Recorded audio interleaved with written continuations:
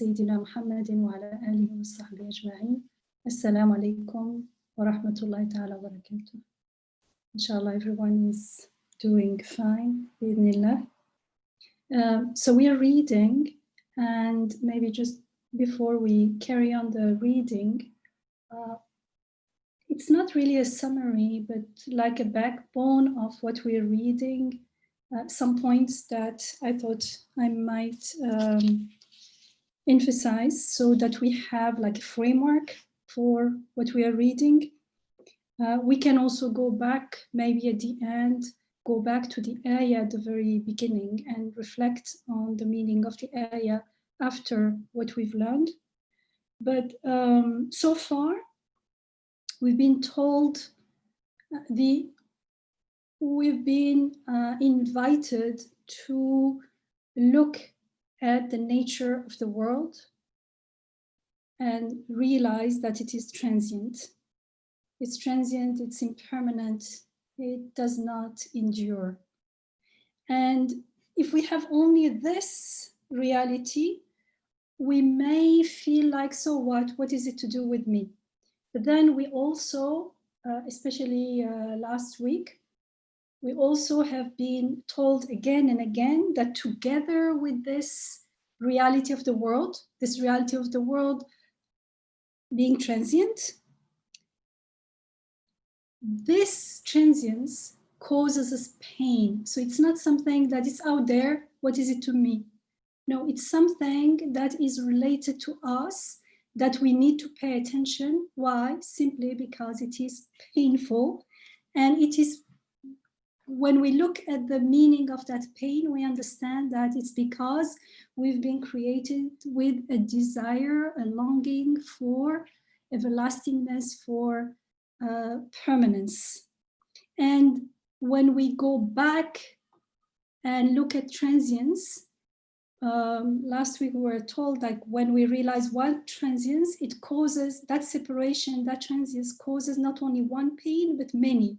Why? Because it reminds us of the transience of everything else, including, very important, including ourselves. And that's why it's so painful deep down. And we only realize it when we stop and reflect on the significance of this reality, that everything is transient. At the same time, we long for eternity, for lastingness. And so there is also the I, the me, that is at stake here, that's threatened by this transience. So we understand that transience cannot be ignored because it has important consequences, because at the end of the day, I may not care about anything else. I am also involved, and I will disappear. If transience means disappearance, whatever it means, when we are in a state of mindlessness, a state of ghafla, we don't know exactly what it means, but it's not something, it's something that's scary.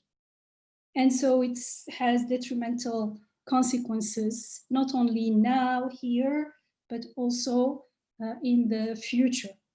So the future is very bleak, very dark. And in the third point last week, we were offered a solution. And so, I mean, this solution, we need to be like all very carefully listening, because this is a solution to a very important existential dilemma. And the solution, he said, do you want to find permanence in this impermanent world?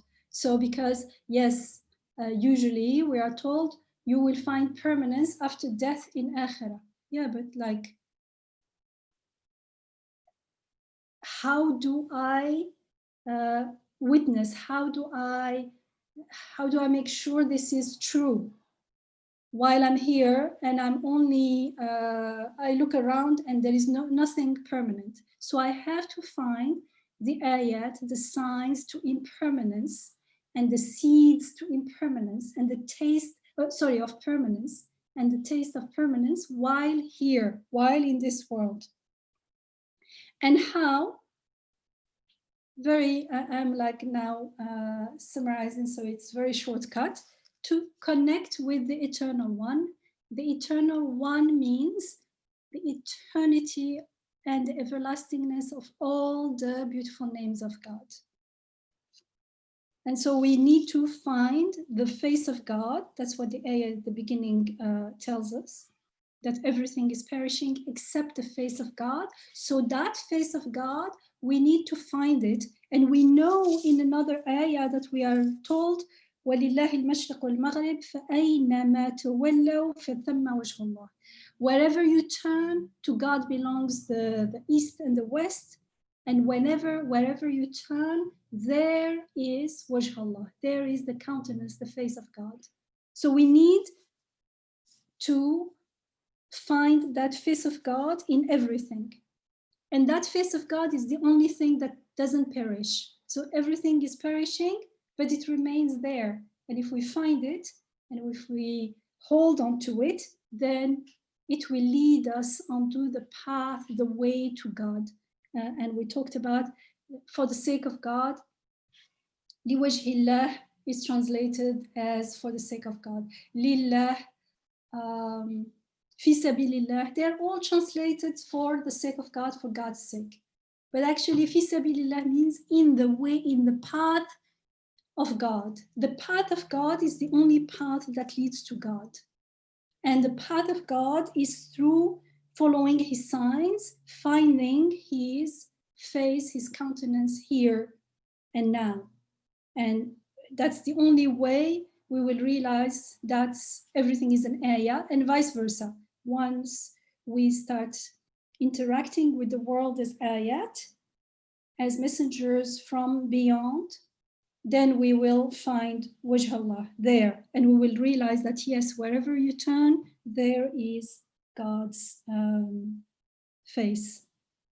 And so then the love of things, that was the first and second point, the love that we have for things will be transformed into the love for God.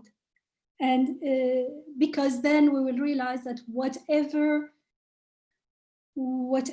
makes the world or things or whatever we are seeking, whatever makes them lovable in our sight, in our heart, is the essence of the beautiful, it's the beautiful divine names, the beautiful names of God that they reflect. We love them because of those names.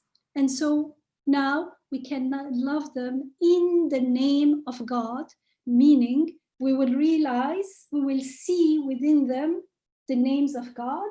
And that's what the heart, and that's what the soul, the human soul longs for.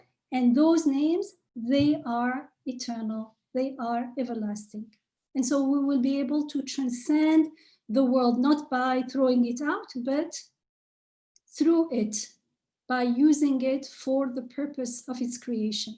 And then we will be able to witness, to make the shahada, and to realize that they are alam shahada. This realm is the realm of witnessing. They are all witnessing to that reality. They're all channeling it to us. They're all glorifying God with his beautiful names, so that we can hear those glorification and partake in them. And so we stopped at for what does for God's sake means, because we are all told do something for God's sake. I remember once, not once, I heard this a lot, like,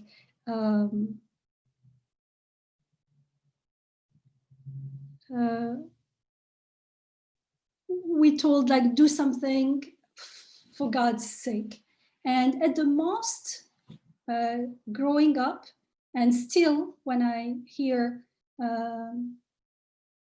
scholars talking, at the most they will add intention, which is very important. However, the intention for what? That's what matters. Being conscious, for instance, this is something that I heard many times, being conscious that what you are eating is halal. Not only you are eating halal, but be conscious that you are eating halal. Good. Okay. So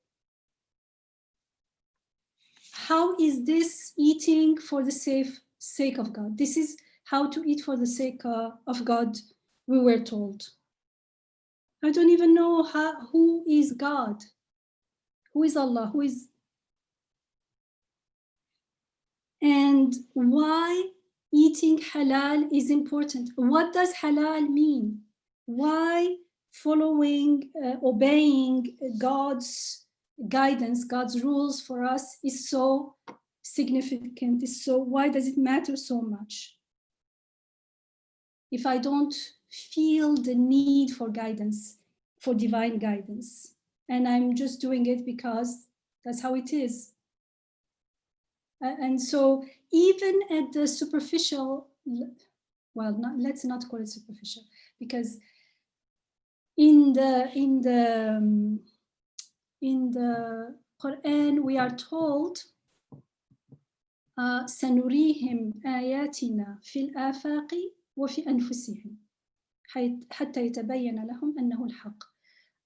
We will show them our ayat, our signs, in the outer world as well as within themselves, so until it becomes clear to them that this is the truth. So it's been talking about other things before. And I think we did study this surah together, Surah Fussilat.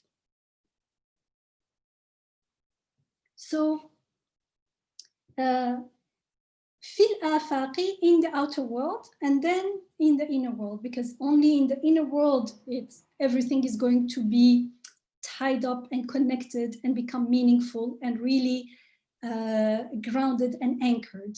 If it remains only in the outer world, it's always going to be lacking, and that's why we fall back into ghafla very quickly, because we have not anchored it inside. We have not witnessed the ayat inside. Ayat inside is when I let go of my own false claims of being independent of my Rabb, and that's the only way that I can avoid shirk. Because in this case, for instance, okay, I am eating halal, I made the intention, and now I am conscious that I'm eating halal. How about, so we're not even talking about the food. The food is halal, but the food is an ayah. This food is witnessing, glorifying God with his beautiful names. It is witnessing that it is a gift from God, that it is a blessing, that it is not something that I worked for. It is not something that the earth is producing on its own. No, it is done by God's will. It is witnessing and glorifying God as the one who has control over everything, the sustainer, the provider, the one who has power, who has knowledge of everything, knowledge of my needs. So even at this level of afaq, of the outer world, there is no ayah, where in the Quran, if we don't see things as ayah, then we cannot avoid shirk. It's not, there is no neutral state. When we are not seeing things as ayah, then we are seeing them as they are existing on their own independently. Why? Because in that perception, there is the ghafla, the mindlessness of, and the delusion of perceiving myself as independent. And so I see everything in my own image. And so the food is not an ayah in this claim. How about the act of eating? Is like the food exists on its own, but it's halal. I am eating, I have the power to eat and digest. I don't eat, it's not like I'm claiming that, but I'm not disclaiming it either. There is no, when I'm not seeing that the rububiyyah, that my Rabb is involved, he's in those activities, that those activities are signs to his rububiyyah, then it means I'm unaware of them. It means by default, I am perceiving them as happening on their own, as though And so the act of eating also, when we don't learn to eat in the name of God, in his way, whatever you call it, for his sake, whatever we call it, then I am, without realizing, appropriating that act to myself instead of seeing it as a gift from my Rabb. The food is speaking to me, how it is a gift from my Rabb. Because for that food to exist there in my plate in front of me, the whole universe has to exist. That food, one atom, one particle of that food cannot exist without the whole universe. And so that food is saying, La ilaha illallah. There is no God, there is no creator, there is no sustainer of it. There's no one bringing it into existence and sustaining it into existence right now, except the one who has the power to control everything, and the one who knows my need for it, the one who creates me with that need, the one who makes me eat, just like seeing, breathing, eating. All these are miracles, all these are signs, all these activities. And so when we are not aware of this, when we don't see the ayat in the outer world and within ourselves is when I realize that the need is also from him, not from me. And so I totally surrender, totally prostrate before my Rabb. Nothing belongs to me. Everything is done unto me. So the door to the path or the gate to shirk is closed down. Otherwise, just by saying what I'm eating is halal and being conscious of it. What does it mean to be conscious of it? Because in that consciousness, in order to be conscious, I have to be conscious of something that I know. I don't know who is God. I don't know what halal means. I don't know. Halal means a list. Then it is not what the Quran is teaching us. It is a list, yes, as a result of something else. But the list on its own, without its connection to its meaning, becomes meaningless. So, but when we eat in the name of God, to seek his path, to seek his wajh, as we are told in the Quran again and again, then we will get to know God with his beautiful names, and therefore our connection to the world transforms, because we will see wherever we turn, there is his name, his face, there are his names being reflected, manifested in the world and within ourselves, everywhere. And so there is no way to forget him, because everything reminds us of him. And then when I know myself as that being who is only a receiver of divine grace and divine blessings, then I will feel the need for divine guidance, because I know that I don't know. I don't know what is best for me. I don't know what to do. I don't know how to find permanence within impermanence. I don't know how to heal the pain of endless separations. And so I seek his guidance. And when his guidance reaches me, I won't see it like a burden or another rule. No. It's like if you're carrying food when you're hungry, you don't feel that it's very heavy, especially if it's something that you really enjoy eating. Or if I'm sick and I'm carrying some medicine, I don't say, oh, why should I carry it? Unless I'm insane. I will be very grateful that I have it and I can afford it. And so when I'm carrying it with gratitude. It's very precious. I appreciate it. And so it is with divine guidance, with any rule that we are asked to follow in this life, because now it has a meaning that is related to the significance and purpose of my life in this earth, in this world, that is related to my eternal, otherworldly happiness and the meaning and purpose of my life. So everything changes totally and completely. So how about we start reading again? If I remember correctly, when it says while, I had taken a note, but now I can't find where we stopped. I mean, we read the whole thing, but where we stopped discussing.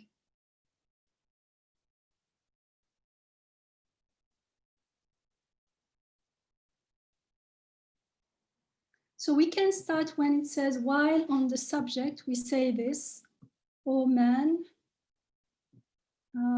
just a second, the page number. Page 4 of 5, or the whole thing is page 33 from 456. Could we find it? And it's the third paragraph. While on this subject, we say this, oh man. Yes, it should be up. Yeah, thank you. So do we have someone who would volunteer to read, inshallah?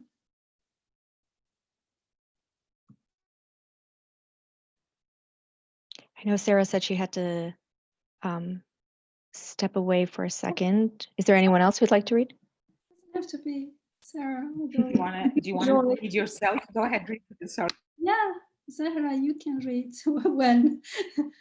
when Sarah is not here. Okay. Thank you. Sure. So just go ahead and read the rest of the third flash. Yes. Okay. Bismillah. Thank you. While on the subject, we say this, oh man, do you want to make your brief and useless life immortal, long, beneficial, and fruitful? Since such a wish is demanded by humanity, spend your life on the way of the truly enduring one. For everything turned to that eternal one receives the manifestation of immortality.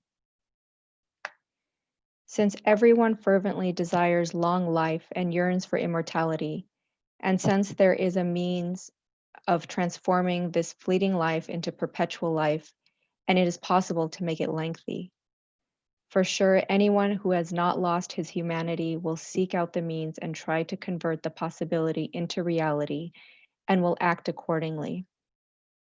Yes, the means is this: work for God's sake, meet with others for God's sake, labor for God's sake, act within the bounds of for God's sake, on account of God. Then all the moments of your life will be turned into years. Alluding to this truth, verses of the Quran state that a single night, such as the night of power, is the equivalent of 1,000 months. That is around 80 years. The expansion of time, a tried principle among the people of sainthood and reality, also alludes to this truth. For through its mystery, a few minutes' ascension become many years and prove the existence of this truth and demonstrate it in fact. The few hour of the Prophet's, peace be upon him, ascension had the length, breadth, and comprehensiveness of thousands of years, for by way of it he entered the world of eternity, and a few minutes of that world comprised thousands of years of this world. There are, besides this, the numerous occurrences of the expansion of time experienced by the saints, constructed on this truth. It is related that some of them did a day's work in a single minute, and others performed a year's duties in an hour, while others recited the whole Quran in the space of a minute. Such voracious people of truth would never knowingly stoop to lying. There can be no doubt that they observed exactly the fact of the expansion of time, which has been thus numerously and unanimously reported. The expansion of time experienced in dreams is a sort confirmed by everyone. Sometimes a day in the waking world or many days, would be necessary to experience the happenings, words, pleasures, and pains experienced in a minute's dream. In short, for sure man is transitory, but he was created for immortality and to be a mirror to the Eternal One. And he was charged with duties which produce eternal fruits, and was given a form that is the means to manifesting the impresses of an Eternal One's eternal names. In which case, his true duty and happiness is to cling with all his powers and faculties to the names of that perpetually eternal One, within the bounds of those things that please him. It is to be turned towards him and to go to him. As man tongue utters, O Eternal One, you alone are eternal, so his heart, spirit, mind, and all his subtle faculties should declare, he is the Eternal One, he is the pre-eternal and post-eternal, he is the everlasting and perpetual, he is the one who is sought, the beloved, he is the one wished for and worshipped. Glory be unto you. We have no knowledge save that which you have taught us. Indeed, you are all-knowing, all-wise. O our sustainer, do not take us to task if we forget or do wrong.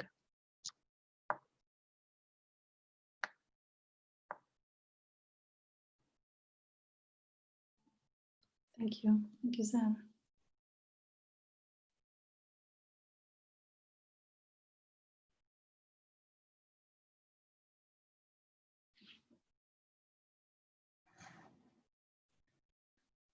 So the question at the beginning is a powerful question. Do you want to make your brief and useless life immortal, long, beneficial, fruitful? And of course, he has answered this question before as well. But now, when we see it explicitly as a question or as an invitation, then we understand the meaning of why it is important to understand the significance of Ya Baqi and Al-Baqi. Why is it important that God is eternal and he's the only one who is eternal? Because it's not obvious first time. So, okay, he is eternal. What is it to do with me? It feels, even if I'm saying it. But he's saying through recognizing him as the only one who is eternal, it means everything else is impermanent and perishing. And if you can, and you hold on to the eternal, if you have a true relationship and connection with the eternal, then you will find the path, the way to the true everlastingness.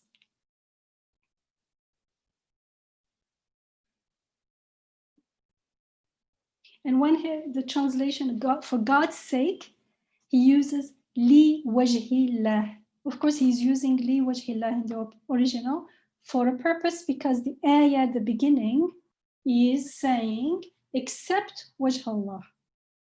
So if you find wajh Allah, you will be saved from the perishing of everything, or you would have found the only non-perishing. And the ayah is important, is interesting as well. It says La ilaha. What was the ayah again?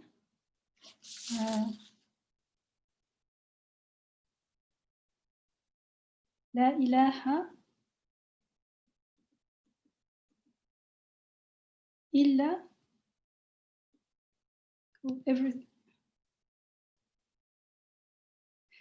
Yeah, I think it's mentioning only part of the ayah.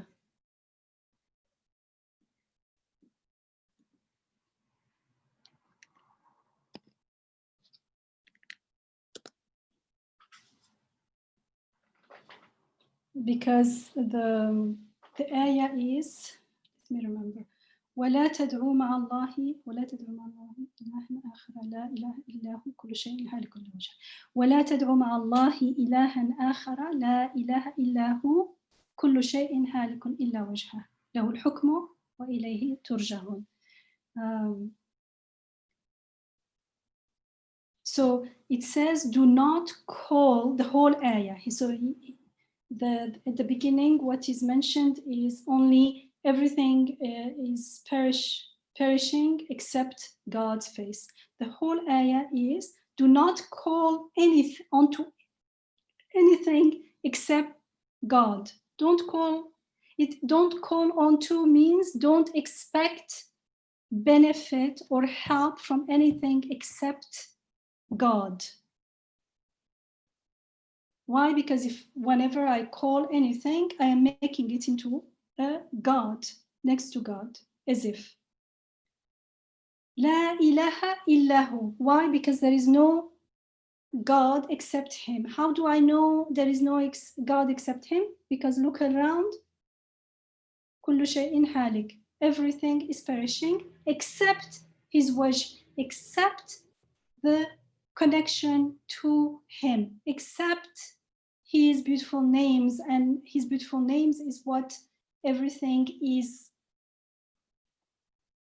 what is holding existence. When we find that, then we understand there is no God except him. There is no God means no sustainer, no provider, no knowing, no source of power, no whatever is needed, we long for and we need and everything else need.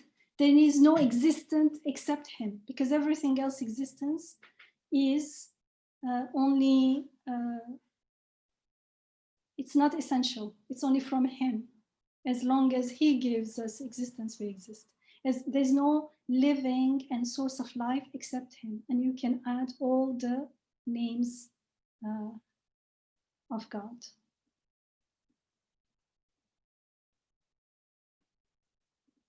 So here he's saying,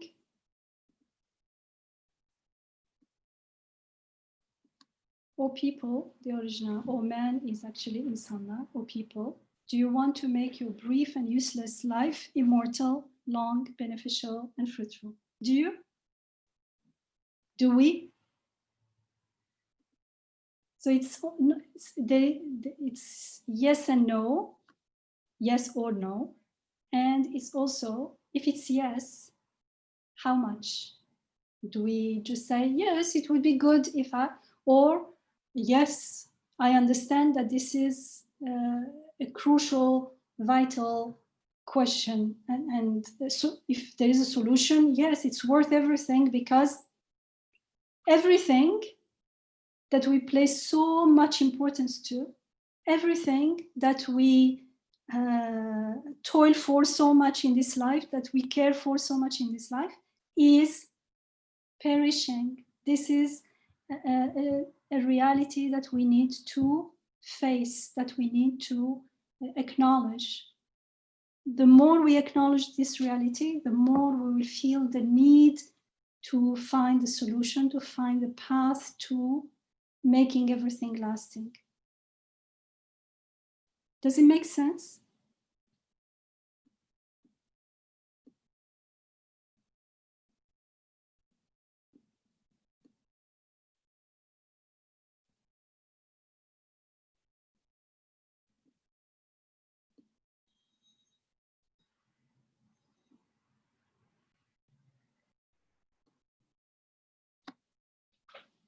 No? Yeah, so there's two things, Yamina. One is that the need to make, like the need to make things stay, like to make things stay forever.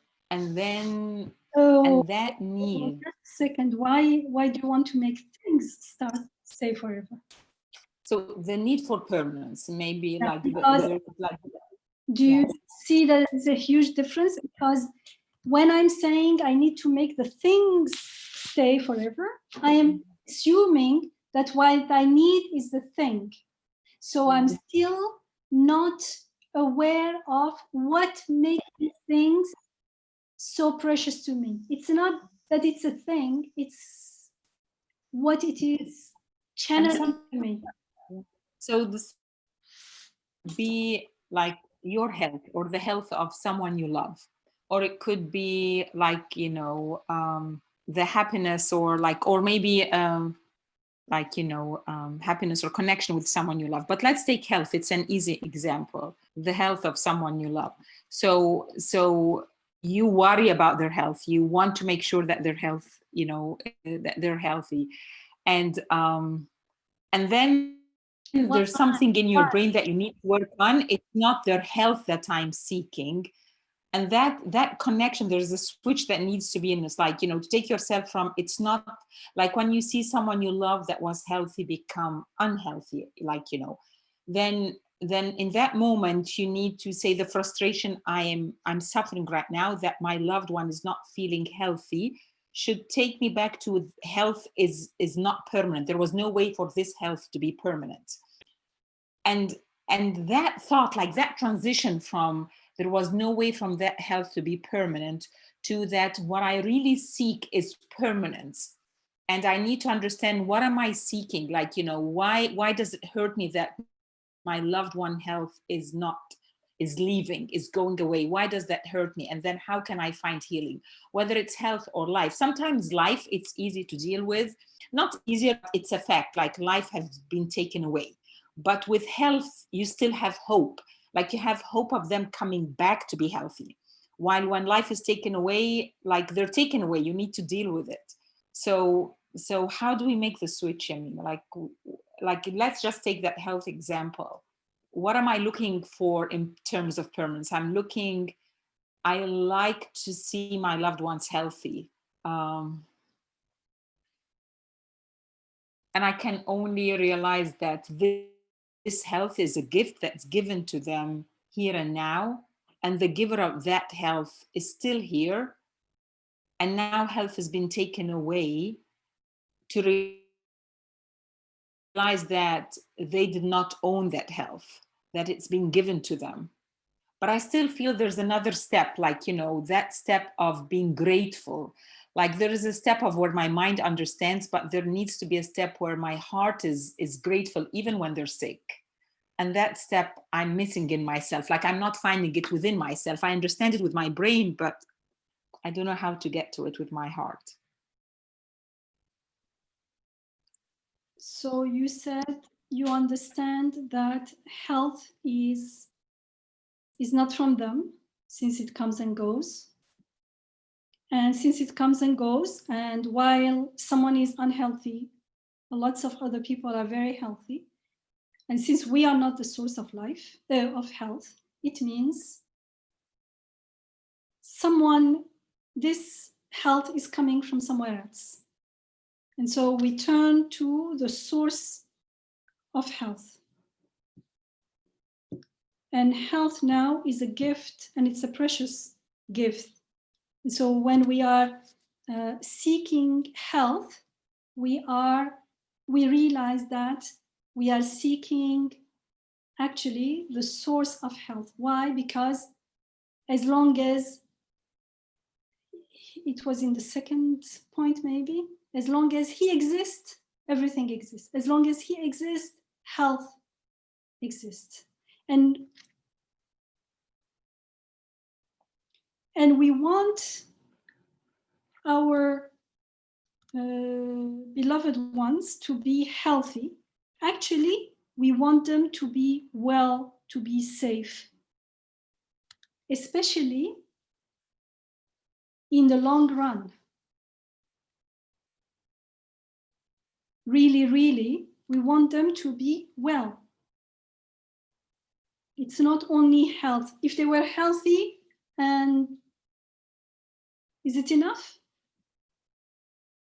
No, it's not enough. If they're healthy and unwell, it's not enough, of course. Or, Yeah. for instance, And also healthy, they are healthy, well, and happy. Unhappy. You want them to be happy as well, like content. They are not unhappy. Or they seem to be temporarily happy, but they are unaware of akhirah, and they don't take into account death and after death, because death is a reality and it's not something that we're sure I'll die after 20 years. I'll worry about it when I'm close there. No, it could happen anytime. So that also is a kind of, makes us worry about the well-being, the happiness, the safety of that person. So health comes together with all the other names. It's like Al-Baqi, the eternal, looks to all the names, because if he is the eternal one, it means all the names are eternal. And so it's the same. Healthy makes sense to us when it comes with the other names, because we take it for granted. We think when someone is healthy, they will be well, they will be happy, but that's not necessarily true. So actually we want all those things for that. So when we look inside about the meaning of this, it means we have a need for being well, being healthy, and not only us, but everyone else. Especially, I mean, everyone is connected more directly to some other, not only human beings. You can have a pet and you care about their health. So now we realize that it's a gift and it is precious. And that precious gift is given by the healer, Shafi, the one who protects, the one who provides, the one who sustains. And so now, if we remain, how will I put it? If we truly now find the healer, a Shafi, find our Rabb, the Rabb of that person, then we surrender to him, we trust him. What does it mean? It means if he exists, everything exists. It means if he is the healer, if he is the Rabb, the sustainer, the provider, then I don't have to worry about everyone, not worry, I don't care. But I don't have to go into, how do you say? Panic, maybe. Yeah, panic, or my worry itself, it becomes something that's enjoyable, in the sense that it reminds me, I welcome it as a messenger from God telling me that you care. It means these people are a precious gift. Their health is a precious gift. It means everything that is given to us, we cannot take it for granted, because look, we've been bound to it in this way. However, this bounding, it's like the first step and the second step of Ya Baqi and Al-Baqi. Unless I go through the first step and realize that since he's eternal, since all his names are eternal, since it means my compassion for others, my love for others, my caring for others are all from him, not from me. The problem is here, actually. This is the key.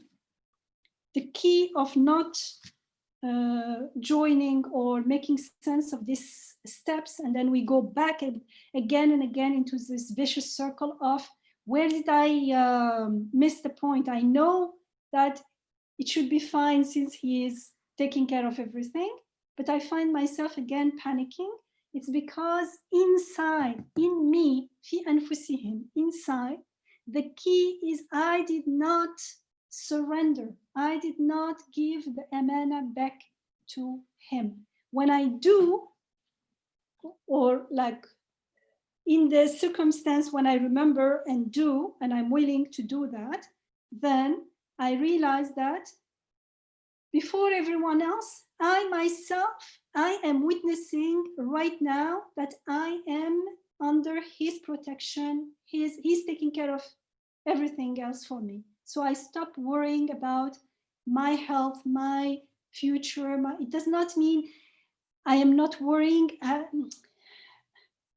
The words, that worry is not a worry anymore. It is transformed into a prayer. I am still praying for my health. I'm still praying for my well-being. But this prayer, remember when we studied prayer, this prayer is not the prayer of the ghafil, of the mindless, is, please God, give me health.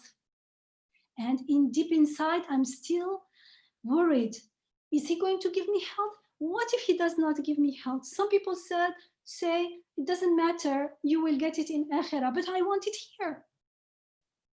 All this are symptoms of ghafla. Because when I'm not in ghafla, I am not saying, oh, you healer, give me healing. It means the emphasis is not on give me healing. The emphasis is on you are the healer. How do I know? Because you are the one who gives me health and healing. So it's not about me and my beloved anymore. It is about him. Why? Because me and my need for healing are means, are ayat, are messengers to know him. If I truly know him this way, I don't go back and worry, because now I am sure he is the giver of health. And he may not give me health tomorrow. Say, okay, if he does not give me health, he is the wise, he's the compassionate. It means there is good for me is not being as healthy. And with that consciousness, with that ihsan, with that being grounded in the presence of God and seeing his wajh and the reflection of his names in everything, I will find out that it could be a mean to promote me. So through illness, I may get expedited through the path to knowing God. Because when I'm healthy, I say, God is the healer, but part of me feels like, yes, but okay. It's like someone who is hungry and eats will appreciate more. So we don't know. The attitude totally changes. The key is in the me. When I surrender my well-being and everything to him, because I know he is the one who gives me the desire to be happy, the desire to be healthy, the desire to be well, the desire for permanence. That desire, that need is from him. Then I surrender to him. If the desire is from me, I cannot surrender. And if I cannot surrender my being to him, I cannot surrender the being of my beloved ones to him either. And when we are in that inner connectedness and we surrender and we trust whatever happens, we trust it. So it may look ugly to others, but we will be able to find and to see the beautiful side aspect of everything, because in everything there is an aspect that looks to God's face, that looks to God's beautiful names. Inna ma'al usri yusra, inna ma'al usri yusra. In difficulty, in hardship, within the difficulty there is ease. That ease is the ease of the believer, of the muhsin. He will see that ihsan, that asma al-husna in everything. So the connection to the world changes, and our need, my perception of my needs change. Yes, my need to be healthy, I will realize that really is a need to be well, but not only here and now, forever. And so if I'm not well, it does not mean that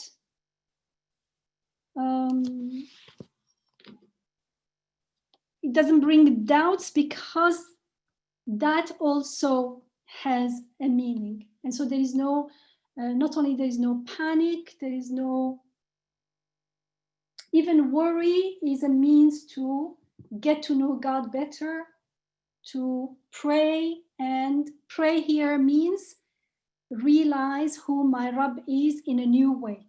If I am sick, I realize how much I need the healer. And so I taste the name of healer in new ways. And so when I say, oh healer, heal me, you actually, it's not even in Joshan, it doesn't even say heal me. It says, oh healer, you are the healer, you heal everyone. I know that. How? Through my health and through my sickness, I witness to this reality. And that's it. Now I don't say anything. Why? Because when I say something, it is as though, Hasha, God forbid, God does not know, and I am making him known. God, please, I need help. Can you give me help? He knows what I need. Maybe at this moment, it's not health that I need. Maybe it's being sick and realizing the source of health. How do I know really what I need? So the need for guidance. So I know where I stand because I perceive myself as abd, as being sustained here and now. So I don't dictate to God. My dua, my prayer is not a shopping list. Can you please give me this and that? My need for this and that, or my desire for this and that, reminds me again and again, oh, he made me, he makes me want to be well. Subhanallah, alhamdulillah. I start being grateful again and again before he gives me, because even the giving, the desiring for the gift is from him. So how can I, after a while, we stop asking for this and that because we realize that he is giving anyway. Like when we didn't know that we needed to see, he gave us sight. We needed to speak, he gave us speech. We needed to understand, he gave us understanding. The most important things that we need are given to us without asking. And the small things that are left to our own will and to ask for, is to use as a unit of measurement, as a reminder that I need help. But even when I'm sick and I'm needing help, it could be my hand is hurting, but all the rest is okay. So that reminder is also a reminder that, oh, everything else is well. And even this pain, the pain is also a messenger, an ayah. How would I know that I don't like pain? I could just, it could just be like, I feel it's painful and I don't feel anything. But no, it's painful and I don't want it to be painful. Subhanallah. If it is me, if I perceive it as me not wanting to be painful, then the whole process is going to be very difficult to connect to God and understand what the purpose of creation is and relate it organically to akhirah. But if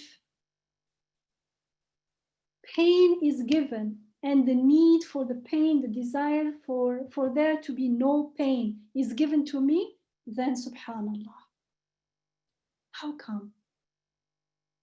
Then all my questions, all my relating to everything else starts changing and transforming.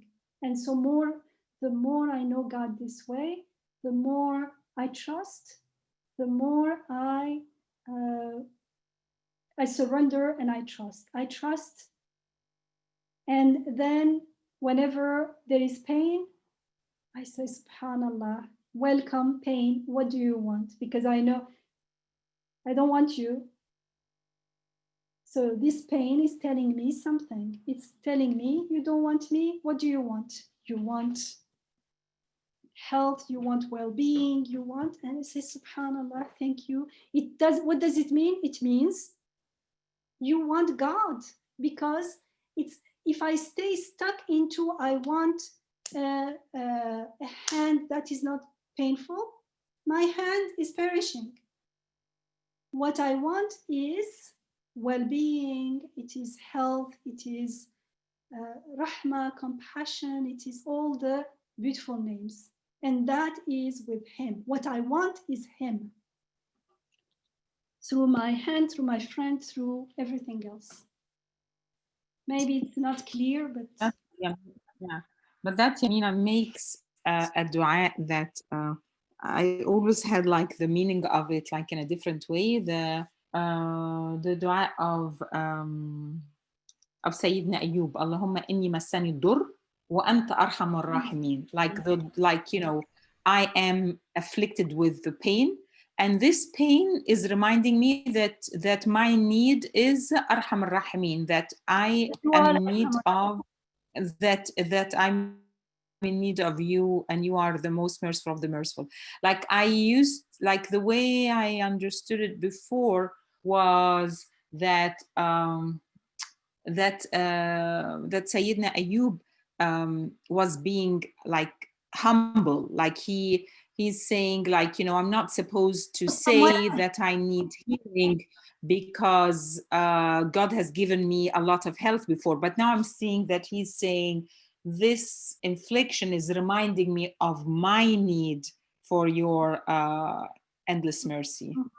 And somewhere else in the Quran, he says it twice, but in the second one, he says, Rabbi inni massaniya shaitan. So dur there is not the pain itself. It's when I start complaining about the pain. It means when I start misperceiving the pain. It means when I forget that the pain is a messenger, is an ayah with a message that God is the most merciful, then it becomes a problem. It becomes dur, it becomes affliction and harmful. And that's the two steps that we have been. The first point was, oh, eternal one, you are the eternal one. It means everything is perishing. It means they cannot be the source of anything. They are all only channeling, reflecting the beautiful names. They are mirrors. They are not what we see in the mirror. They are only mirrors. Whatever we are seeing in these mirrors belongs to you only. That's the first step. Second step, we come back. So we say mirrors, I don't want the mirrors. My connection is with the true source, for instance, light in the mirror. And then I come back and say, yes, I appreciate these mirrors because they are reflecting the beautiful names of God. So I have to first cut the illusory horizontal relationship with everything, and be sure having that conviction that yes, the source of everything is with him only, because everything else is perishing. And then I come back and say, now I can have a relationship with you. Why? But it's not a relationship that is horizontal anymore. There's no delusion anymore. I relate to you in his name. When I see you, I'm aware that this is a mirror. Whatever I like in you, it's all from him. So I love him when I see you, and when I love him, I love his creation in his name. That was the second point, the second Al-Baqi and Al-Baqi. And the third one is coming into the human heart and soul. That's always very important, because if we take eating, for instance, or anything, something beautiful, for instance, We talked, I think, about flowers last time. So when we see something beautiful, being at awe, saying, oh, mashallah, subhanallah, how is this form and color and smell and all these things coming from a seed, from earth? It has nothing to do with water, has nothing to do with air, with soil. Something totally new is coming out. It's alive, it's growing, and none of them has life, and none of them has color, none of them. And not only that, so there we see the ayat in the afaq, in the outer world. And we can talk about them, and then very quickly we go back to our ghafla. Why? Because this, I said many times before, because this is what I found about myself in my journey. It was like, what happened? Weren't we talking about all these miracles and things? How come you're back to almost like not zero, but like forgot about the istiqama, the direction in this life? The direction is God. The destination is finding God all the time. How come we keep forgetting? And I realize it's because fil anfus. And Imam Nursi says, when you make tafakkur, when you contemplate and ta'ammul and meditate and contemplate on the outer world, do it in general. But when you go back into the anfus inside, then do it very profoundly, very attentively, in details. And he explains why. He says, if you do the opposite, then you will be stuck in ghafla. He explains why. Maybe one day we can read that passage. Because now I said that, but actually why that miracle is a miracle and is important? Because of the awe it inspires in me. So now if I stay with that awe, if I just look inside me and I'll find that need for beauty and that awe for beauty. And that is something that is beyond the mind, beyond explanation. It's something that I find there, and it is something that is really, really awe-inspiring. Something that makes me humble, that makes me, because I find it in me, I know it's not from me. And so I go into sajda. Whoever is creating this so-called beautiful, I'm saying so-called beautiful because I call it beautiful, and I buy it and go and bring it and put it in my home and watch it because of that thing inside me. And if we talk only about the flower and never go inside to what is making that flower so precious and so important, then I miss the point. So when I find that inside me, that anchors the meaning of beauty and how it has an effect on me, and how the tasting of beauty is something that is beyond words, beyond understanding. It is something that I can only acknowledge and be conscious of. And so I can now truly make sajda, prostrate and say, you are the source of beauty, and the beautiful becomes more meaningful. It becomes something awe-inspiring. It won't be only associated with the beautiful flower.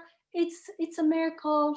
It's true, but what does truly miracle means remains something in our mind, some words, and it does not get internalized. It does not have an impact on me. It does not transform me. It doesn't transform my life. It does not transform the way I look at the flowers the next day. So it has to come inside. And that's why here we have the first Yabaqi and Al-Baqi, cutting connection, the horizontal delusional connection. There is only one true connection, and it is vertical, let's say, metaphorically, with God, then coming back and connecting everything through him, not directly, like the telephone through satellite. You connect to all telephones. And the third one is anchoring all this. This is all important, is saying, because look at your heart, look at your soul. You have this longing for immortality, for everlastingness. And he says, if you find a way to transform, let's say, all this transience into means to find immortality, would you be interested? Yes, of course. But he says, if you are not, then you must have lost your humanity. It means you are not in touch with your humanity.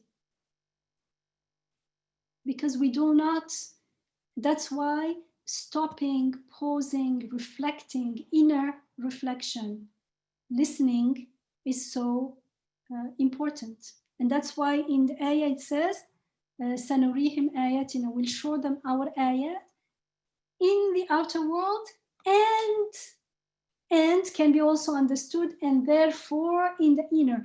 And only when we have to, it's like a cycle. Yes, there is something out, but we have to realize that it is meaningful because of the way we've been created that fits the outer world.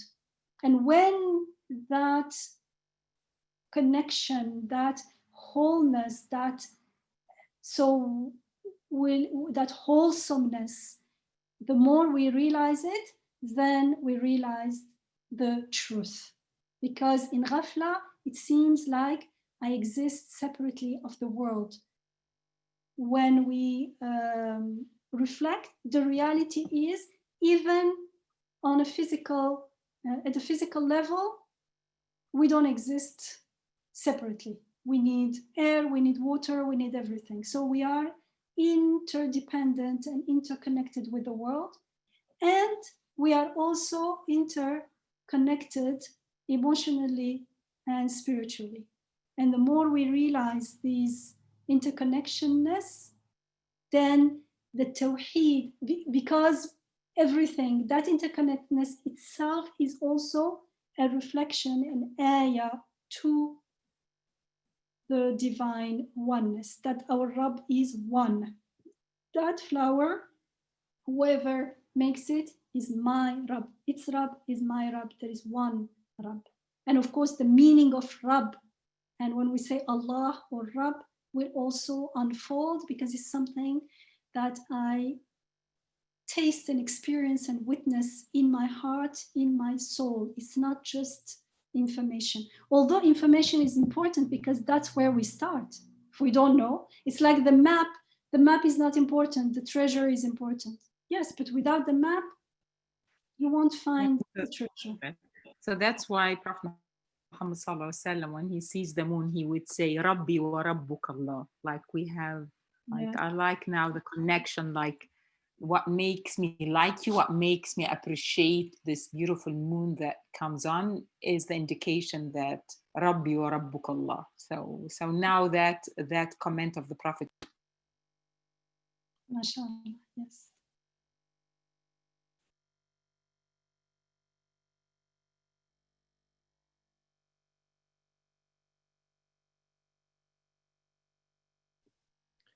Dr. Yamina, what you're saying is so inspirational. It really is amazing.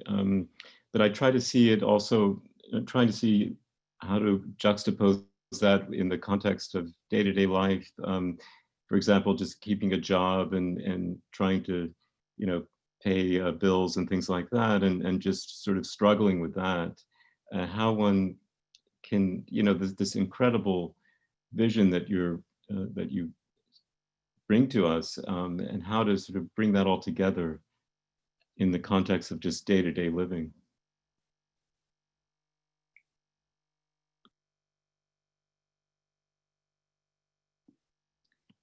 We have to start somewhere. You said struggle. That struggle is also, how do you say, it's like an indication of how we are relating to life, to work, to some activities in life. And so the struggle is not necessarily a fact. It could be my perception of it that's making me struggle. And the thing is to start relating to the world in a different way.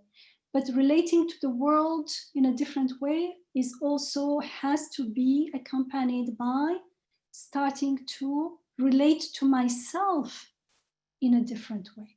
So the more I realize, for instance, that I am being sustained right now, the more I see that everything is being sustained. And I see that means of sustenance, for instance, if it's like getting a job and paying bills, are also, those means are also opportunities and gifts. And so there is more gratitude and there is more flexibility in the sense that if when I am not in this way of being, and it seems like, for instance, that job, that money is my only means to pay the bills, without realizing, I'm actually assuming that otherwise I can't pay my bills, I will be, so I am in the back of my mind, there is always this fear, this anxiety.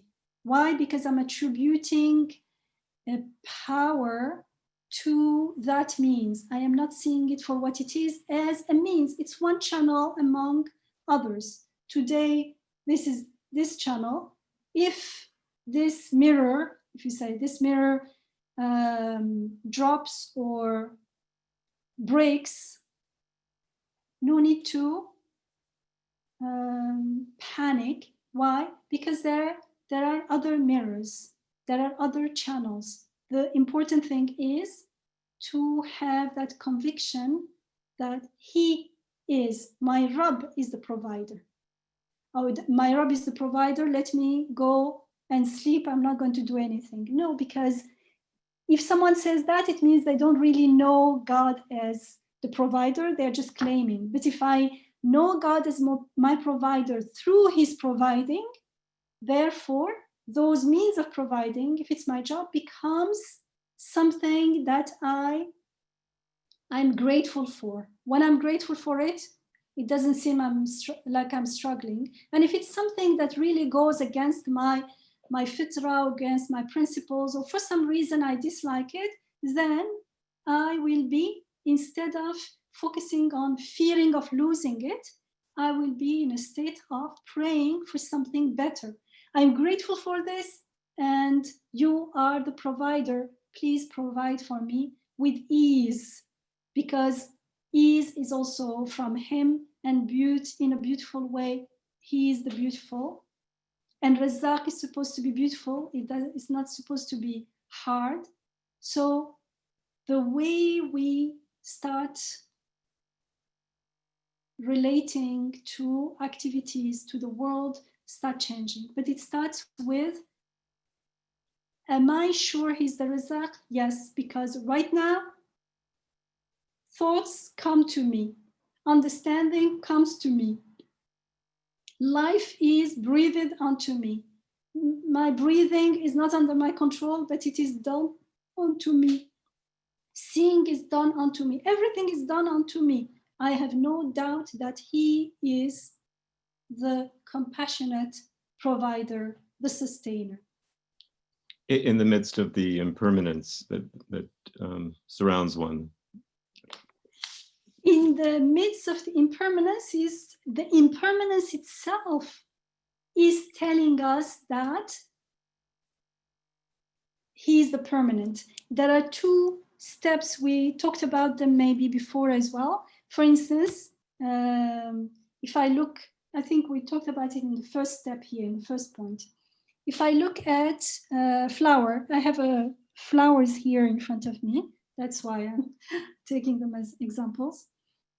So these flowers, right now, they're very beautiful. They're kind of daisies, no, like black-eyed Suzanne, I think. And they are orange, they're beautiful, they seem so alive. And now it is the time to reflect, because it seems like it's beautiful, it's alive, it's, well, it's alive, it's cut, but it's okay. It exists on its own. But when I'm aware that I'm being sustained, there is no way I can perceive this as existing on its own. Immediately, I question that misperception, that ghafla perception. And I say, how come this came from soil, okay, air, water, has nothing to do with this flower, with its color, with it, and with how I value it and I appreciate it and put it here. So I say, Subhanallah. Glory be unto you. Subhanallah is more than glory be unto you. It means nothing other than God can make this. That's why Subhanallah, it means you are beyond any deficiency. You are beyond the need of causes helping you. So glory be unto you. You alone can make this. You alone is beautiful. But since we are human being, and since like there is still part of us that says, yes, true, okay, but still the flower is still there, still the flower is beautiful, then in few days it will be wilting and dying, and where's the beauty now? Where is the life and the beauty and the form and all those things? Through its being alive and beautiful, it is proclaiming that its creator is beautiful.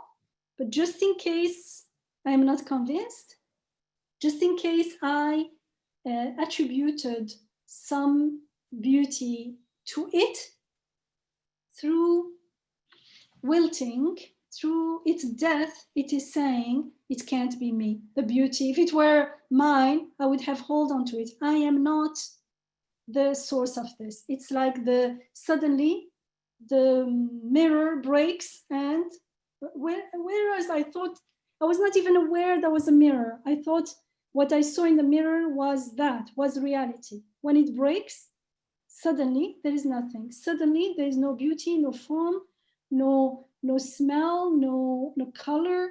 And then I say, Astaghfirullah, just in case, you alone are beautiful. You alone are the creator, the sustainer. You alone are the giver of life. You alone are eternal. Everything else is perishing. It's not only when the flower perishes, all the attributes that I was, that it was reflecting also perish. And so all the names, I understand that all those qualities, all those attributes do not and cannot belong to the flower, to anything that is transient and impermanent. And so I say, you alone are eternal. You alone are. And this can be used and applied to everything in our life. And I know people who, for instance, had good jobs, for instance, and they lost them for different reasons. Like in Turkey, it was because of the scarf, something like that. And in the beginning, they were like panicking.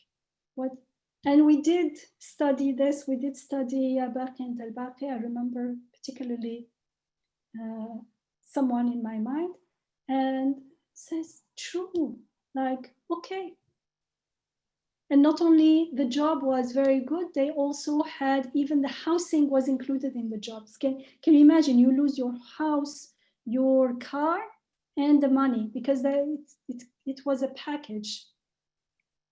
And just because of something, you feel really wronged. But in a few months, the same person opened what they were doing for that company.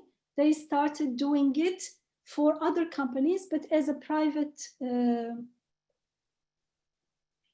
not as an employee, but as their own company, working for other companies. And so people who didn't like the scarf didn't come. And very quickly, they started having international clients. And the last time I visited them, they were not living in the apartment that the company had given them in the very beginning, given her, but in their own beautiful house built with the new wealth that Allah gave her through a new channel. So one should never see or think that there are obstacles in one's path, then I guess it's just having that conviction. If she had stayed in that state of panic, she wouldn't have thought of starting something new. Yeah. You see? And when we are in a state of panic, we don't get inspired. And even if someone comes and tells you, why are you panicking? Just do this. Look, people have their own companies and things. I would feel scared because I'm already in a mode of in anxiety mode. We have to like step out of there, see the bigger picture. And I think it would work even if there is no connection to God and to Akhirah, even in worldly, how do you say? Realm, in the worldly realm. In the world realm, that's the way, that's Sunnatullah, that's how God has created us. When we are more peaceful, we are more likely to either get inspired through, it comes to our mind, we say, actually it's inspiration, or someone says something, or someone helps, but we take that as an opportunity, we are grateful, we work for it. When we are in a state of anxiety, even if everyone around me comes and says, we'll help you, we'll show you the way, I'll be too, how do you say? When we're down, we can't take any initiative. And so it's when we are doing it with the consciousness that God is the provider, it becomes light upon light, because then we are in a state of gratitude, whatever is happening. We are in a state of tawakkul, of trusting that whatever is happening has a reason. It's not happening haphazardly without any meaning. This is something that truly changes the meaning of life, the way we perceive. Actually, it starts with how we perceive it, and then that belief gets reinforced, because we will start actually realizing, and we will start realizing that is true. When we don't have that belief, even after a while things turn well, we forget about it, and that false belief is still there, and it seems like somehow haphazardly this time it worked, but in the future anything can happen. And so we can't get rid of that deep fear of the future. That fear of the future is fitri. That's how we're created. But that fear, again, it's the need for safety, the need for connectedness, the need for meaning, for purpose. And when we don't pause and reflect on the meaning of that fear, when we don't welcome it as a messenger from God speaking to us, then we don't hear its message, and it remains there because it's there until we take its message. And it becomes, life becomes really, it feels like a struggle. That will be our reality. So it's not like it's not a reality. It's a reality, but it's a reality that is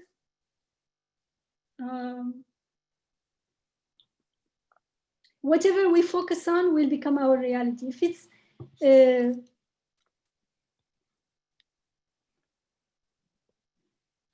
how do I explain that? Yeah, it's a reality. It's a reality that would not have existed if I had a different attitude, a different perception, different beliefs. Then the reality would be different. Even if I don't find a new job, a new thing, still I would perceive it in a different way. The same fact will be perceived in a different way. Then anxiety doesn't have a chance really at that point, I guess. It just well, it doesn't last long, because anxiety will come, but it would, once we get the message from it, anxiety, fear, all those are all indication reminding us of our needs. And so the moment they become means for prayer, means for connecting back to God, means of remembering, because prayer is really about remembering that, just a second, he is the provider. There will be no life without him. So why am I worried about my life? Like sometimes he's like infusing us with life, but we are worried about our life as though it was under our control. But the very life is not under our control. Why should I worry about where I stay or what I will eat? Yeah, the image that comes to my mind is like sadness. They come as a messenger and they want to leave, but we're the ones who are like holding on to it and say, no, don't leave me, stay with me. And they're trying to leave us because they're not supposed to stay with us. They just are here to remind us of something. They are trying to deliver a message. We're actually not trying to hold on to them. In a way, we can say that we're trying to run away from them, but because they're running after us, like we have a message. So we end up being stuck with them. But if we stop and say, okay, welcome. I mean, actually say welcome. Assalamu alaikum. You are a guest from God. So it could be an anxiety that is, or a fear of something that has no bearing on reality. Okay, I realize that still useful to stop and realize that my assumptions were all false. But sometimes it's not because my assumptions were false. It's because I am perceiving them in a horizontal way. The fact is, for instance, someone lost their job and they may have only that job. Okay. So they actually are running after us to make us listen, and only when we pause and listen do they leave us. So we have to pause and listen. When we take the message, that's it. We stay with the message now, instead of with the sadness itself, with the message of the sadness. It will come back when there is a new situation that requires it. So sadness or fear is not bad in itself. It's what we do with it. It's actually created for a purpose. When it fulfills its purpose, it becomes useful. So we can transform the anxiety or the fear or whatever it is just by staying with it and kind of just meditating. The moment we are listening to it, it means already we've made peace with it. Yeah. When we get the message, and that's what we used to do in the retreats, the women know, we used to learn to listen. And It can be very easy, it can be very hard. And the difference is like the switch on and off. The difference is being willing to surrender or not. Surrender means saying yes to the reality. Saying yes to the reality means stop judging, stop making assumption about things. Let's first listen. It's like, I'm already saying sadness is bad, or here fear, anxiety is bad. Why? Because it makes me feel uncomfortable. Therefore, I'm not going to let it in. When I'm saying this, it's still there because I did not listen. It has been, it's created with a purpose, for a purpose. And so I may be busy with other things, trying to forget it, but deep down it's there. So when I'm saying, just a second, I accept whatever is created. Whatever is created is ما خلقت هذا باطلا. You have not, it's an ayah. Oh, our Lord or our Rabb, you have not created anything in vain, without meaning and purpose. Without meaning and purpose means without rahmah, without compassion, without wisdom, without love, without. So I say, this is also created. So I say yes in this sense. Yes. Stop assuming that just because anxiety is uncomfortable, therefore it's bad. It's uncomfortable, so to make me stop, to make me want to find a solution, to find, a solution to this state. So being uncomfortable is good, because if I was comfortable with it, I would never seek to find out what's going on. And so when I am aware of this and say, yes, this is created with purpose, with meaning, then I say, welcome, listen to it. With that trusting, with that surrender, I will be able to hear the meaning. I will be inspired with the meaning. I will feel it in my heart. And sometimes in the beginning, it may feel totally unrelated. No, it is related. It's totally unrelated to my made up stories, my justification of things. And my justifications could be totally correct things that happen in my life, but they have nothing to do with that. I'm just trying to justify. For instance, I say, I lost my job, that's why I'm anxious. No, that's not the truth. That's not because I lost my job. It's because I have a fear of what will happen to me. And when I have a job, I am assuming and deceiving myself, saying I'm okay. Actually, it's not okay. I am not okay. Deep down, that anxiety was always there, even when I had the best job. It just now popped out because my Band-Aid is not there anymore. But the wound is not a wound that a Band-Aid can heal. It needs to be healed. It's an anxiety that's much deeper. It's about the meaning of my life, I don't know if I will wake up tomorrow. It's these things that are really.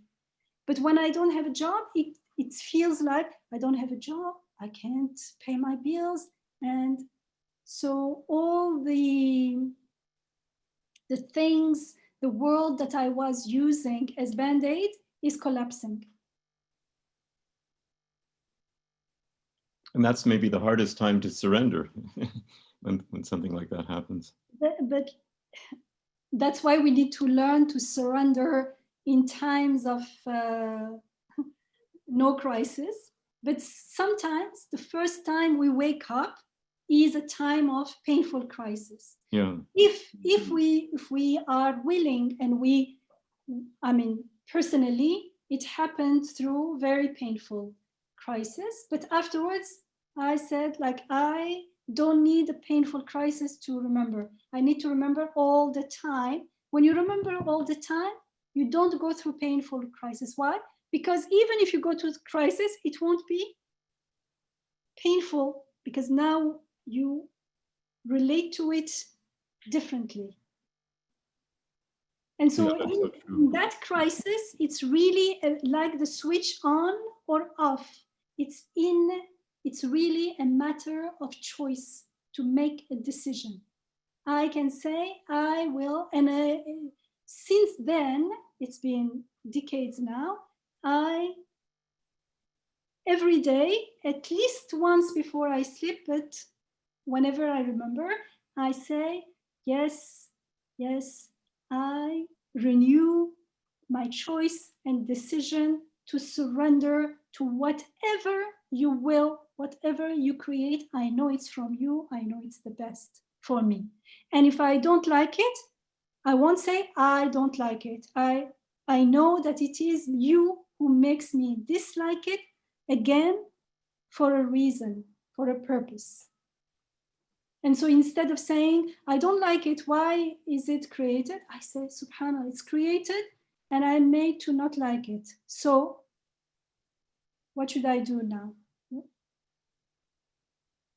After choosing who we want to be, what to do, we will be inspired with it. But who we want to be is our choice.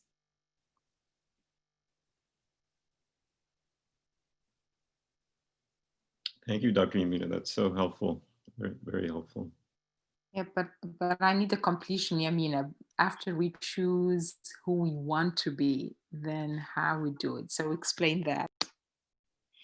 I mean, personally, and I heard it from lots of, I became aware of people asking me because I went through it. It used to be, so it was a time of crisis. This time of crisis was not a short time. It was not like one crisis, one day or something. It was like, and that time I was in a mode of, I am surrendering. I thought I was surrendering. So I was saying, oh God, Ya Allah, just show me what to do. I will do exactly what you want. Just show me the path, what to do.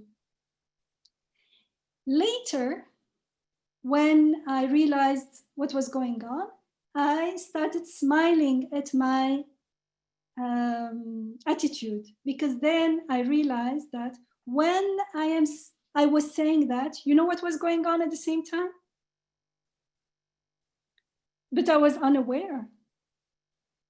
I was actually in a position of, what's going on is awful, it's very bad, please show me what to do to get rid of, to find a solution for this. There was an inner contradiction. I had not, who I was still not unclear. I thought that's not surrendering, that's not trusting. I thought I was trusting. I thought I was wanting to surrender. But deep down, there was still resistance. And the resistance was, I was still feeling that what's happening is very bad. So I was not saying it, but it felt like, oh God, like, what have I done? Why put me in this situation? As if, astaghfirullah. Then I realized that change from the beginning, I have to start from the very beginning. If it feels that it's bad, then it's time for istighfar. Istighfar means clear up and clean up the misperceptions, the false assumptions. Who said this is bad? For instance, very heavy sickness. Who said this is bad? This is unwanted because my Rabb, made me dislike it. Not because I dislike it and therefore it's bad, and therefore, why did you put me in this situation? Can you take it up? Can you take it away from me?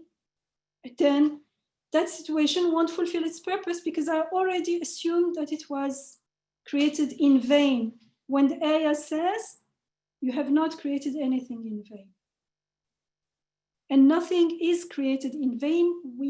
From our experience, when we look at the past, we can easily see that.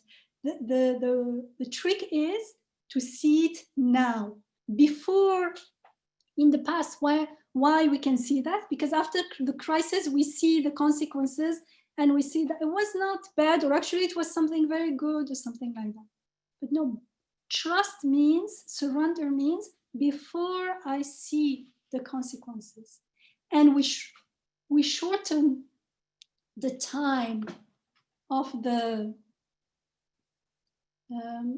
trial, or it's not only a trial, it's also, it was there for a purpose. It will fulfill its purpose. The crisis, the so-called crisis, will fulfill its purpose, and therefore there is no need for it to be there anymore if it fulfilled its purpose.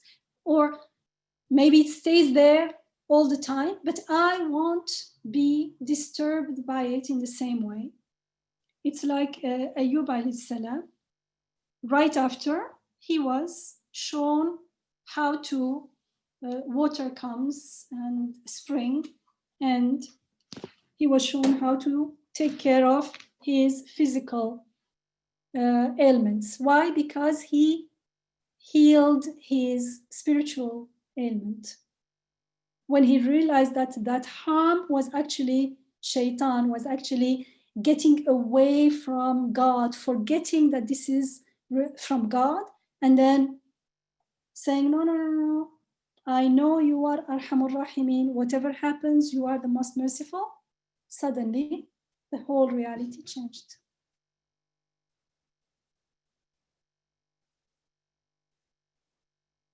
It is transformed onto us.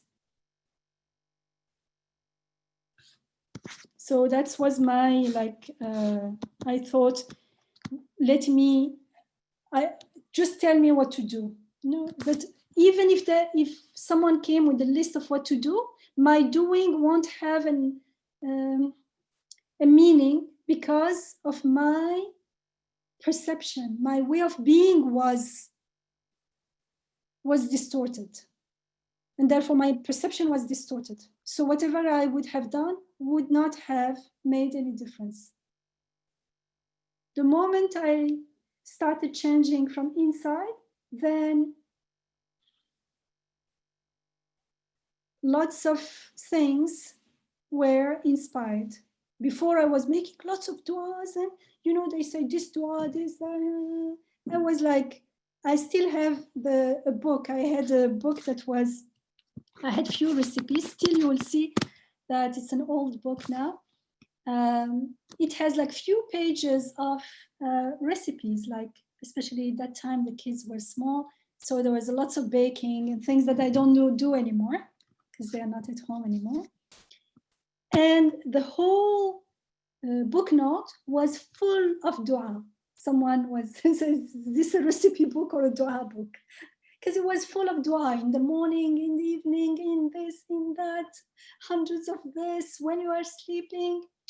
But all those du'as, but I was in a state of inner panic, inner anxiety, inner resisting the reality, not accepting, making peace with reality. It means not truly in the heart saying that this is created by God, saying, oh God, please change it. But if it's from God, then not feeling truly that this is from God. If it's from God, then there is a deeper inner peace. Even when there is fear, for someone is trying to harm you, there is fear. That fear is what makes us be cautious, run away, hide, something. But if there is a knowing that my Rabb is with me, this is not created in vain, there is no that inner panic, that despair, that hopelessness, that there is an inner peace. Dr. Yamina, do you think the anxiety, some of it stems from fear that the person is creating the problem, herself or himself, and it's not from God, that it must be, for example, it must be my doing, I must have messed up, this is happening because of my negligence, of my laziness or my fault, my own mistake, my own wrongdoing. And in this perception, then the person could feel this is not from God. This is not what God created for me. This is what I have created for myself. So it feels very panic. Causes it, it does drive panic and anxiety, because if I'm capable of messing up my life, then I can't blame it on God. Is it true that I can create the crisis situation? I don't know, but I'm saying this is very prevalent. Yeah, but I'm saying, like, the reality is I could have, it happens all the time. I made the wrong choice, maybe wrong words, wrong action. Inner and outer are all actions, right? Right. And so it led to an unwanted situation. Now, this unwanted situation, this is very important because it's related to, yeah, I'll come back there. Let's not say it in the beginning. So do you think that my actions on their own will lead to the unwanted situations? We exist in a world, it's like the light is on now. I'm in the dining room and the light is on. If there is no bulb, or if the bulb breaks, there will be no light, right? If the switch is not on, there will be no light. If there is a power cut, there will be no light. So can I say my action there, my choice is like putting the switch on? Can I take that as a metaphor? I'm saying that the situation at the end involves so many things that are beyond my control. Yes, it's like me putting the switch on.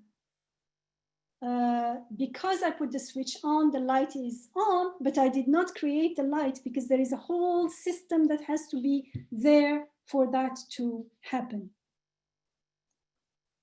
And for in human situations, human relationships, it's even more complicated, because you say the same word, two different people will may or will often have totally different reactions. So I cannot say, because I said this word, this person is like this.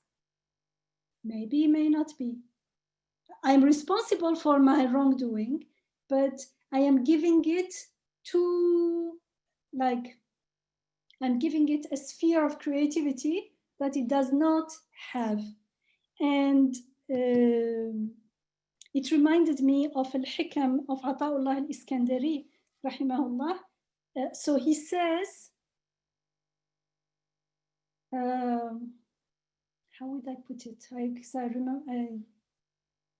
don't remember the exact wording, but he says, like, the meaning is, if when you fail at something, if you fall into despair, that means when you achieve or you are successful about something, you are owning the result. Because it seems to us that, for instance, I did something good and I say, Alhamdulillah, it's from God.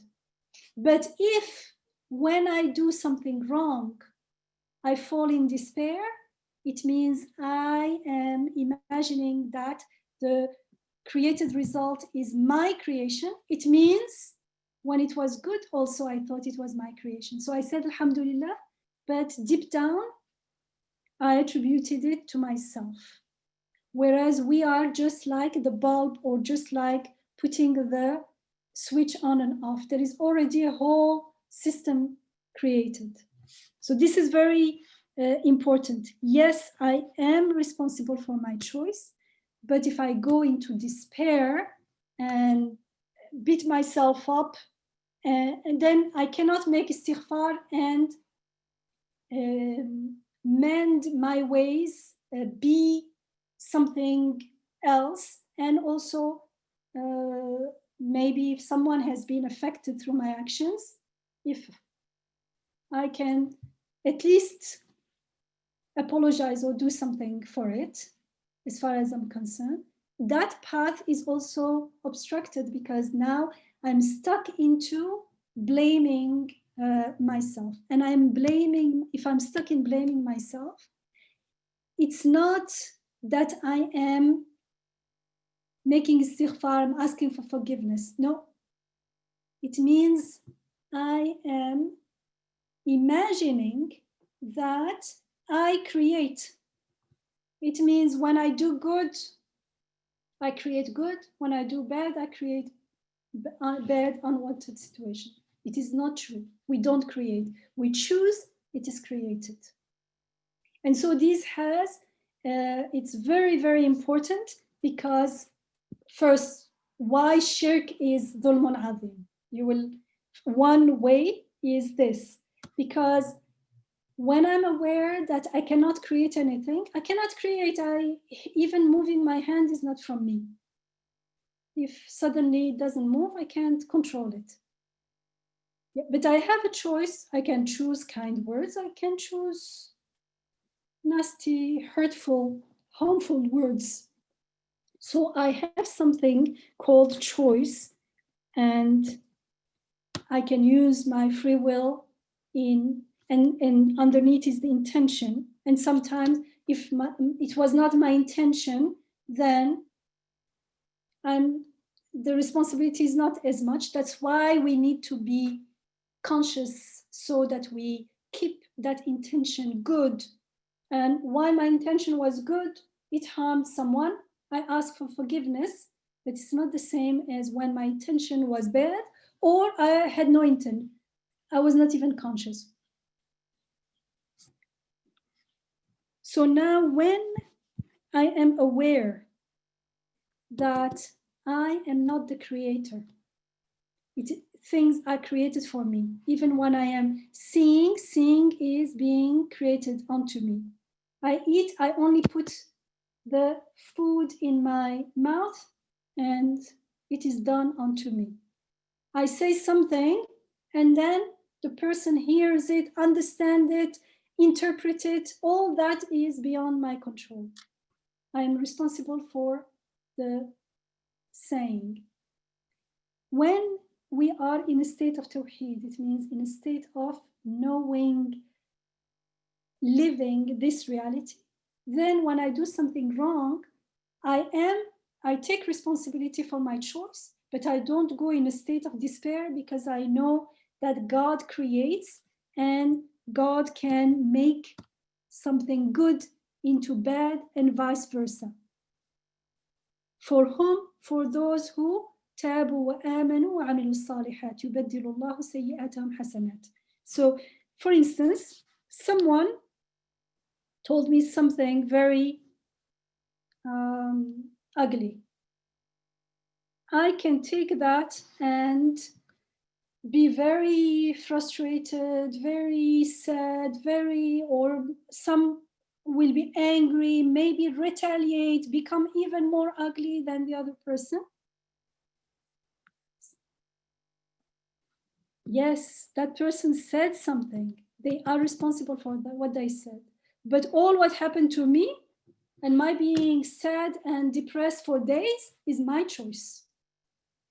They started it, but it is my choice. Why? Because I could also see it as something that is being created.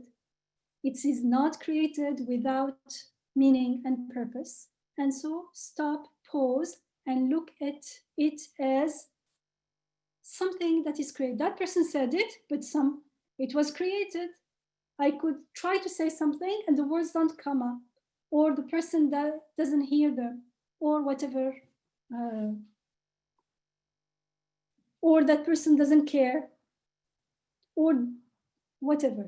So in the second one, if I see it as created, so the relationship is vertical and I'm not stuck in the horizontal relationship with the one who made the mistake and did wrong, then personally, I will start by praying for that person. So I'm not stuck emotionally, I'm not stuck in the horizontal.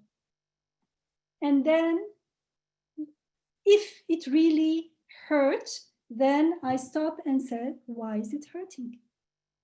Is there a reality? Maybe there is some truth in what the person said. Maybe the person said it to hurt me, but actually there is something. If there is a truth, alhamdulillah, Allah reminded me, through someone who didn't intend it, that's something else. No, there is no truth. Then why? If there is no truth, then it shouldn't be hurting me. If it is not hurting, then I learned that, sure, like, pray for that person. May Allah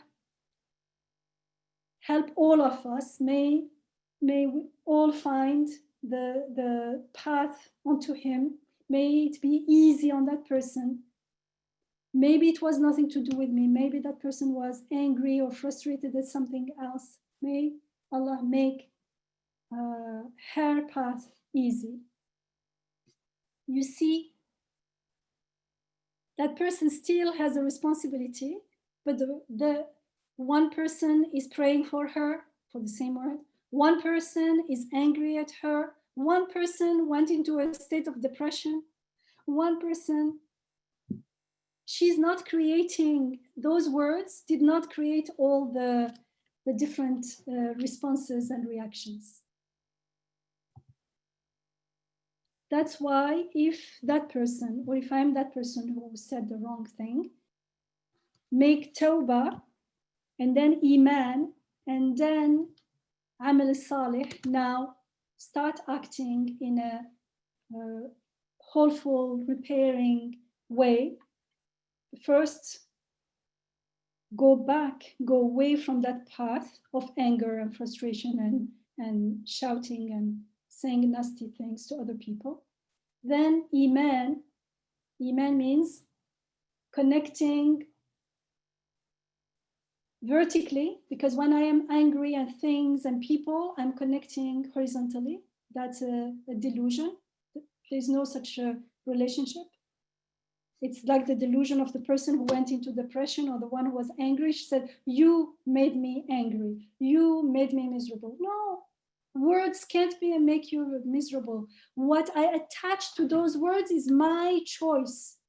In all the time we are making choices, but most of the time we are making choices unconsciously, and the whole thing is to make choices consciously. So make tawbah, go away from that path, back to God, iman, connect everything to God, start acting accordingly, then God will transform your evil deeds into hasanat, into beautiful things. Because now you learned, oh, when I say one bad word, look at the different reactions. Which one do I want to be? I learned from the one who responded and prayed for me. Second, oh, it means you can give power to words and put yourself into a state of depression or fear or anger or something. Someone was angry and retaliated. Oh, it means saying words like this, I should be careful about my words because they may affect people who are weak for some reason and harm them. I'm not harming them directly, but I did contribute to harming. So I start praying for them. This praying, this becoming aware, I did something evil, something bad, and it brought me all kinds of it became the means of all kinds of perfections and beautiful things. If I go back to God, believe vertical relationship and go back and do amal salih. Amal salih is only after iman. It means in his name. So yeah, now we have to stop because we need to pray, inshallah, Maghrib. Here at least it's Maghrib time. Maha? Maha? Yes, Jazakallah khair, Yamina. So it's all about when I think that my wrongdoing is creating all the things that are going on out because of that, or other people or something, I am giving power to my words, to my action. And that means when I do good, I also am giving power to my action. That is a path to shirk. And that's why you see how shirk is so painful. It is something that we cannot handle. It is a burden onto us. And you see how Tawheed is healing. God creates everything. I make mistakes, yes, but the whole bill is not on me. It does not mean, though, that I don't take full responsibility for my part. Even if my part is only 10%, I take full responsibility, 100% for it. And when I take full responsibility, then I can go into the path of Tawbah, Iman, and then Amal Salih, and then God transforms all those bad things into beautiful things, because they will, now I'm a new person, and I am not a person who cannot, if I went through it myself, experienced it myself, then I can relate to others, I can empathize with others, I won't be self-righteous, I won't think that I am the one doing good. I know that it is only a blessing unto me. So I'm more grateful, more humble. And remember, without humility, there is no surrender. We can't make the right choice if we are not humble. So that humility will lead to making the right choice to surrender, say, yes, I accept whatever you create, even when I'm not clear about the purpose and wisdom in it. And with that state, I will be able to be inspired, because it's like opening your eyes suddenly. Trust, surrendering is like opening our eyes and our heart, opening the heart. And then I can be inspired and guided onto the right path. Because when I surrender, there is also that acceptance and that decision and the choice to act on the inspiration, act on the divine guidance, because I feel the need for divine guidance. And the one of the indications that I need it is when I feel in despair after, for instance, a wrongdoing. It means now I need divine guidance. It means when I'm on my own, look, sometimes I even think that I did something good, and lo and behold, the results are harmful. So I seek refuge in God, in his guidance, and I truly, truly feel the need for it. And I won't forget, because that need is so ever alive in me. So I'm always like checking the GPS again and again, not relying on myself.